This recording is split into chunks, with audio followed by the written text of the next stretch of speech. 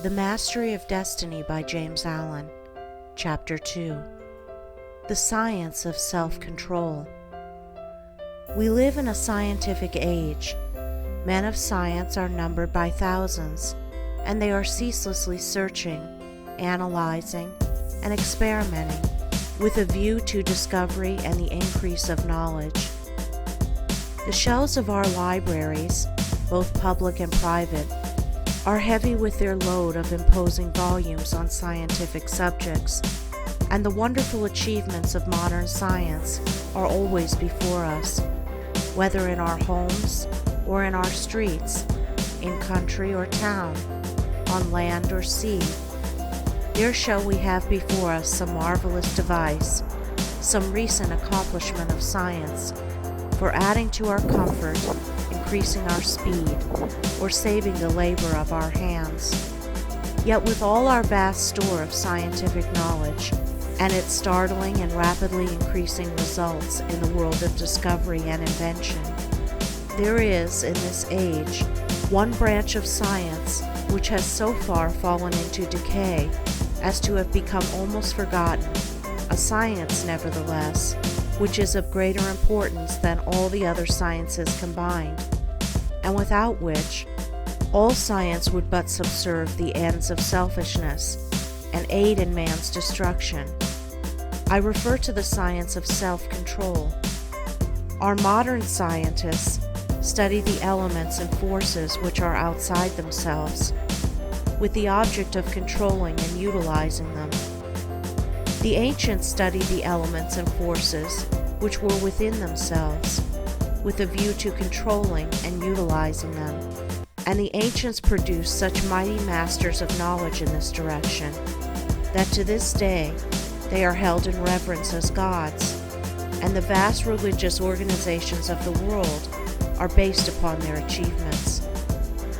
Wonderful as are the forces in nature, they are vastly inferior to that combination of intelligent forces which comprise the mind of man, and which dominate and direct the blind mechanical forces of nature. Therefore, it follows that to understand, control, and direct the inner forces of passion, desire, will, and intellect is to be in possession of the destinies of men and nations.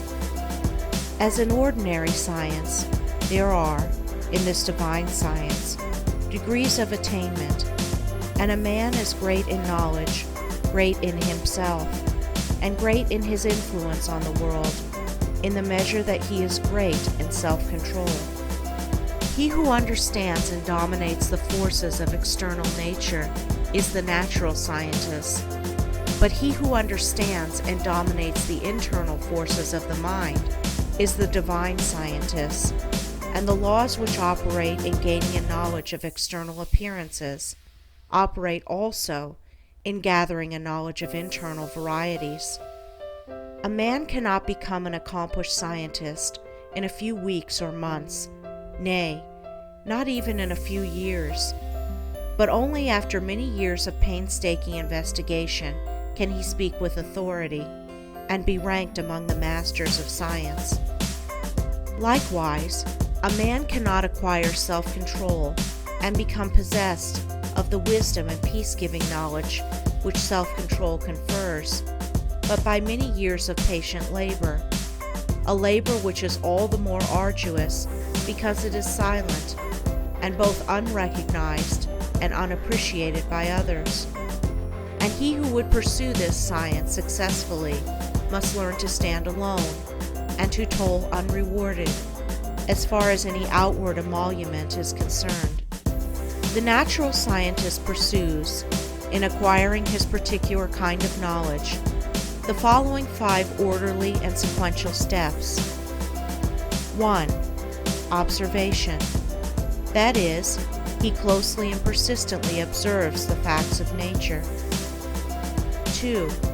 Experiment. Having become acquainted by repeated observations with certain facts, he experiments with those facts, with a view to the discovery of natural law. He puts his facts through rigid processes of analysis, and so finds out what is useless and what of value, and he rejects the former and retains the latter. 3. Classification. Having accumulated and verified a mass of facts by numberless observations and experiments, he commences to classify those facts, to arrange them in orderly groups, with the object of discovering some underlying law, some hidden and unifying principle, which governs, regulates, and binds together these facts. 4. Deduction. Thus he passes on to the fourth step of deduction. From the facts and results which are before him, he discovers certain invariable modes of action, and thus reveals the hidden law of things. 5. Knowledge. Having proven and established certain laws, it may be said of such a man that he knows. He is a scientist, a man of knowledge. But the attainment of scientific knowledge is not the end, great as it is. Men do not attain knowledge for themselves alone, nor to keep it locked secretly in their hearts, like a beautiful jewel in a dark chest. The end of such knowledge is use, service, the increase of the comfort and happiness of the world. Thus, when a man has become a scientist, he gives the world the benefit of his knowledge, and unselfishly bestows upon mankind the results of all his labors. Thus, beyond knowledge, there is a further step of use, that is, the right and unselfish use of the knowledge acquired, the application of knowledge to invention for the common weal. It will be noted that the 5 steps or processes enumerated follow in orderly succession, and that no man can become a scientist who omits any one of them. Without the first step of systematic observation, for instance, he could not even enter the realm of knowledge of nature's secrets. At first, the searcher for such knowledge has before him a universe of things. These things he does not understand. Many of them, indeed, seem to be irreconcilably opposed one to the other, and there is apparent confusion. But by patiently and laboriously pursuing these 5 processes, he discovers the order, nature, and essence of things, perceives the central law or laws which bind them together in harmonious relationship, and so puts an end to confusion and ignorance. As with the natural scientist, so with the divine scientist, he must pursue, with the same self-sacrificing diligence, 5 progressive steps in the attainment of self-knowledge, self-control. These 5 steps are the same as with the natural scientist, but the process is reversed. The mind, instead of being centered upon external things, is turned back upon itself, and the investigations are pursued in the realm of the mind, or of one's own mind, instead of in that of matter. At first, the searcher for divine knowledge is confronted with that mass of desires, passions, emotions, ideas, and intellections, which he calls himself, which is the basis of all his actions, and from which his life proceeds. This combination of invisible, yet powerful forces appears confusedly. Some of them stand, apparently, in direct conflict with each other, without any appearance or hope of reconciliation. His mind in its entirety, too, with his life which proceeds from that mind, does not seem to have any equitable relation to many other minds and lives about him. And altogether, there is a condition of pain and confusion from which he would fain escape. Thus he begins by keenly realizing his state of ignorance. For no one could acquire either natural or divine knowledge if he were convinced that without study or labor he already possessed it. With such perception of one's ignorance, there comes the desire for knowledge, and the novice in self-control enters upon the ascending pathway, in which are the following 5 steps. 1. Introspection. This coincides with the observation of the natural scientist. The mental eye is turned like a searchlight upon the inner things of the mind, and its subtle and ever-varying processes are observed and carefully noted. This stepping aside from selfish gratifications, from the excitements of worldly pleasures and ambitions, in order to observe, with the object of understanding, one's nature, is the beginning of self-control.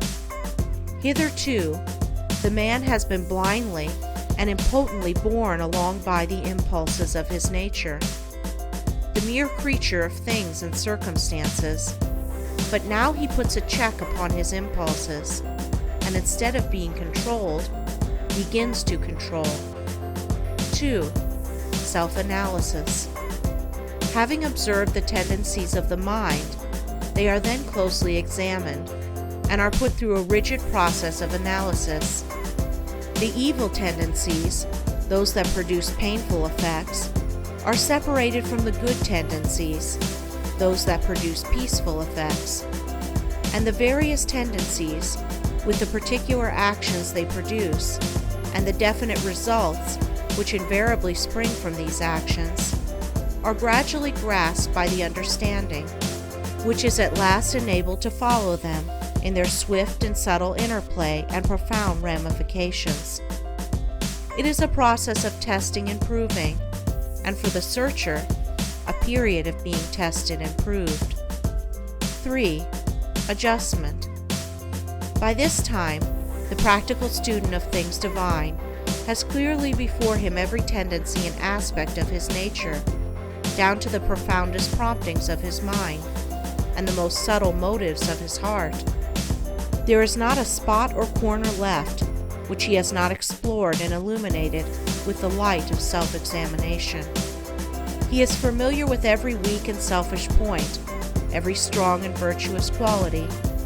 It is considered the height of wisdom to be able to see ourselves as others see us, but the practitioner of self-control goes far beyond this.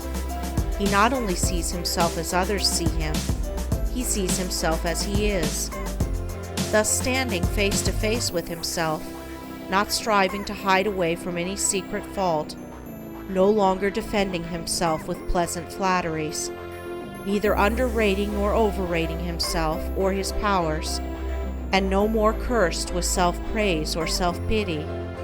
He sees the full magnitude of the task which lies before him, sees dearly ahead the heights of self-control, and knows what work he has to do to reach them. He is no longer in a state of confusion, but has gained a glimpse of the laws which operate in the world of thought, and he now begins to adjust his mind in accordance with those laws. This is a process of weeding, sifting, cleansing. As the farmer weeds, cleans, and prepares the ground for his crops, so the student removes the weeds of evil from his mind, cleanses and purifies it, preparatory to sowing the seeds of righteous actions, which shall produce the harvest of a well-ordered life. 4. Righteousness. Having adjusted his thoughts and deeds to those minor laws which operate in mental activities in the production of pain and pleasure, unrest and peace, sorrow and bliss, he now perceives that there is involved in those laws one great central law, which, like the law of gravitation in the natural world, is supreme in the world of mind, a law to which all thoughts and deeds are subservient, and by which they are regulated and kept in their proper sphere. There is the law of justice or righteousness, which is universal and supreme.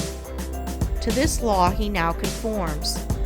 Instead of thinking and acting blindly, as the nature is stimulated and appealed to by outward things, he subordinates his thoughts and deeds to this central principle. He no longer acts from self, but does what is right, what is universally and eternally right. He is no longer the abject slave of his nature and circumstances. He is the master of his nature and circumstances. He is no longer carried hither and thither on the forces of his mind. He controls and guides those forces to the accomplishment of his purposes, thus having his nature in control and subjugation, not thinking thoughts, nor doing deeds which oppose the righteous law, and which therefore that law annuls with suffering and defeat. He rises above the dominion of sin and sorrow, ignorance and doubt, and is strong, calm, and peaceful. 5. Pure knowledge. By thinking right and acting right, he proves by experience the existence of the divine law on which the mind is framed, and which is the guiding and unifying principle in all human affairs and events, whether individual or national. Thus, by perfecting himself in self-control, he acquires divine knowledge. He reaches the point where it may be said of him, as of the natural scientist, that he knows. He has mastered the science of self-control and has brought knowledge out of ignorance, order out of confusion. He has acquired that knowledge of self, which includes knowledge of all men, that knowledge of one's own life, which embraces knowledge of all lives. As for all minds are the same in essence, differing only in degree, are framed upon the same law, and the same thoughts and acts, by whatsoever individual they are wrought, will always produce the same results. But this divine and peace-bestowing knowledge, as in the case of the natural scientist, is not gained for one's own self alone.